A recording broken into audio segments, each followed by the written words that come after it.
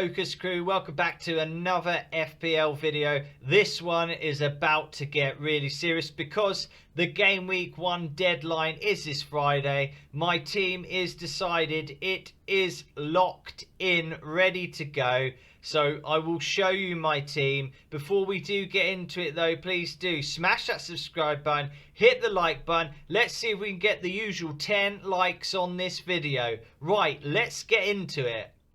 So we are ready now. Game week 1, fast upon us. Got to get serious, get that team locked in. A lot of thinking had to be done to get to the team that I'm going to show you. So we'll start with goalkeepers, defence, then we'll go midfielders, strikers. We'll just talk about some of the players I picked. I try not to keep the video too long, keep it nice and concise. I know people nowadays like viewing to be a lot more quicker, so that is how we are going to roll. Right, on to the goalkeepers and defence. So as you can see, the goalkeeping duo that I've gone for is Jordan Pickford in goal. I think he's great at 4.5 and he actually rotates really well with Matt Turner, who has just signed for Nottingham Forest today. It's all complete. We're just waiting for that FPL shirt to turn into a Forest one though. So should be easily done by Friday. I'd expect Fantasy Premier League to update that. So them two rotate nicely. Quite happy with that. 4.5 and a 4.0 allows me more budget throughout the rest of my team. This team also has 1 million left in the bank, so it makes me very flexible. We'll start off with the defence. Budget option Bayer from Burnley, 4.0, nice and cheap. He's got a few attacking returns in pre-season.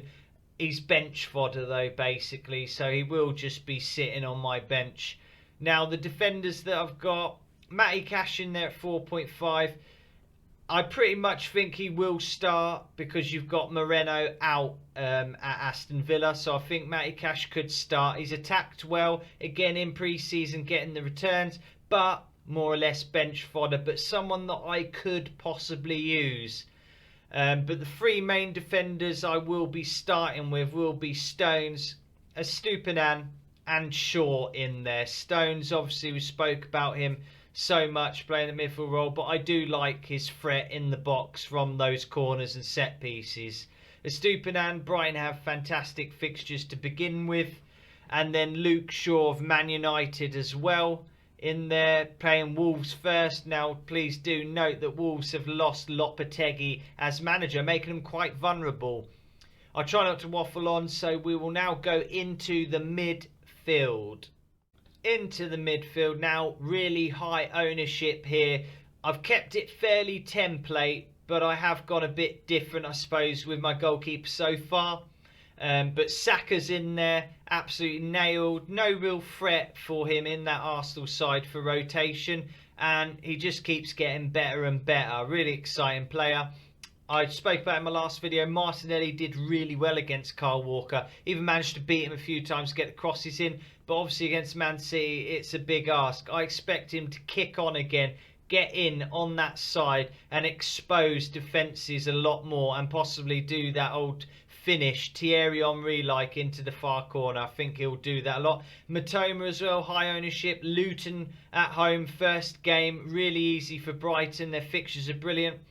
I haven't gone for Bruno Fernandes. I worry about his discipline with the new rules. I've got Rashford in there though at 9 million. I feel like he is going to be the main man still, and I think since last season he really did turn his game around. I watched a documentary on him. A lot of it was to do with personal issues and stuff, so I think he's really turned a corner. Expect to carry on seeing more from him. And then my differential pick is Kai Havertz. Yes, I loved what I saw in the Community Shield, but I go with Gary Neville on this. I was surprised to see Gary Neville saying it, but he's thinking the same way as me, and that is that Kai Havertz will have a big season. I think Arteta will get the best out of him. He's really strong, really powerful, turns on the ball really well, and I expect him to feed both Saka and Martinelli and provide them with assists. And if he is the main man up there, you get the extra point because he'll be classified as a midfielder getting a striker's goal, so he gets the extra point.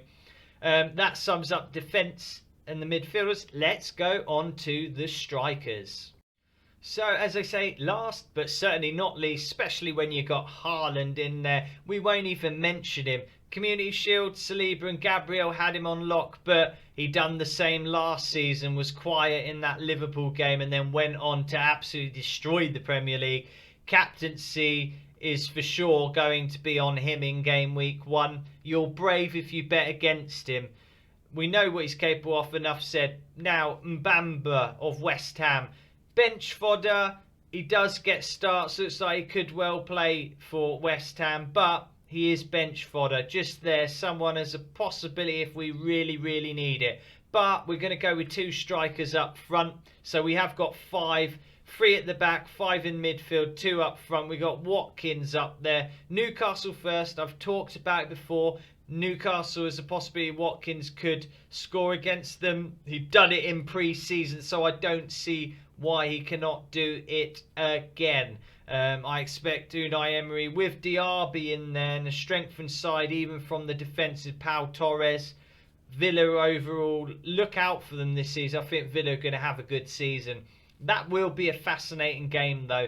Obviously the 8 million price bracket allows me to jump to other players if I need to. That is a big reason why I do have him. So I'm flexible. 1 million in the bank. I've covered most price categories and I'm happy with that. Covered fixtures. Let me know in the comments below, what do you think of my game week 1 draft? And let me know what teams you'll be going with.